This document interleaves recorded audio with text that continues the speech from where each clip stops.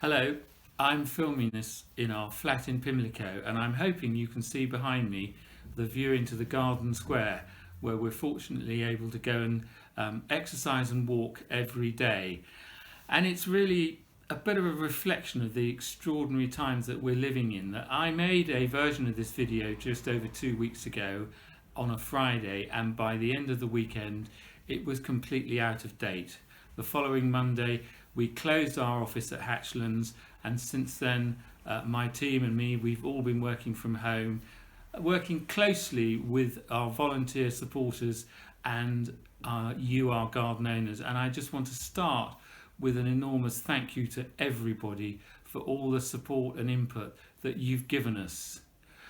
We've had to do some quite serious adapting, and that is particularly disappointing in the view that you all managed to raise a record amount of money in 2019. The gardens raised for the very first time a total of just more than £4 million, which should have been able to enable us to give away record donations this year.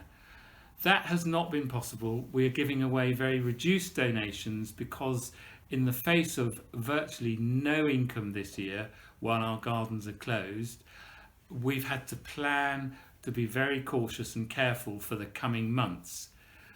We've already made a number of adaptations. I've introduced some cost-cutting exercises with the trustees.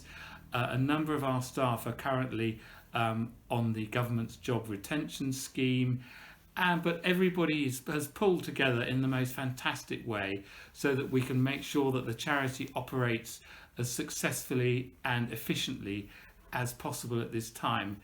I think we're also very lucky in the garden scheme because we have some very positive messages that we can be putting out, and indeed we are putting out, and we have some wonderful content which you are all supplying us with, and we are so incredibly grateful for all your support over that. Now this week we are launching what we hope will be a quite significant fundraising appeal in place of our garden income. We've called it our Support Our Gardens Appeal, and it is being launched this Thursday by our President Mary Berry with a really lovely recording which I would urge you all to look at when it's live on Thursday. We're launching it now because the Easter weekend is traditionally the curtain raiser for the garden visiting season, but of course no visiting can take place. So what we're launching instead is a campaign of virtual garden visits, to which so many of you have made wonderful contributions. You've made films in your own garden full of lovely personal vignettes, practical tips, stories about your pets, pictures with your dogs. They are really special, and it's a sort of film version of how personal the gardens are for all your visitors in real life. We are going to build up a library of these films. We will be releasing them in batches from 1 week to the next, starting with a batch of films this coming Thursday. And we are inviting people who watch the films to make a donation to the charity, in a sense, in lieu of what they might have spent if they'd come on a real live visit. We'll be gathering in more films over the coming weeks. We're going to try and ensure that they combine quality. We want them to have a certain veneer of quality, and my team in particular, Eleanor, who's been doing the editing, has done a fantastic job. So as well as that, they will obviously try and keep to some seasonality, and we want to try and get a good spread around the country to reflect how even the garden scheme is throughout England and Wales. We're very fortunate in that some other lovely supporters are helping us with films, including two of our ambassadors, Rachel DeTame and Joe Swift, are both filming something. Alan Titchmarsh has filmed something from his garden in Hampshire, and in the coming weeks Tom Stewart Smith and Bunny Guinness will also be doing us films. And I want to thank everybody, them and of course all of you garden owners who have contributed your own films.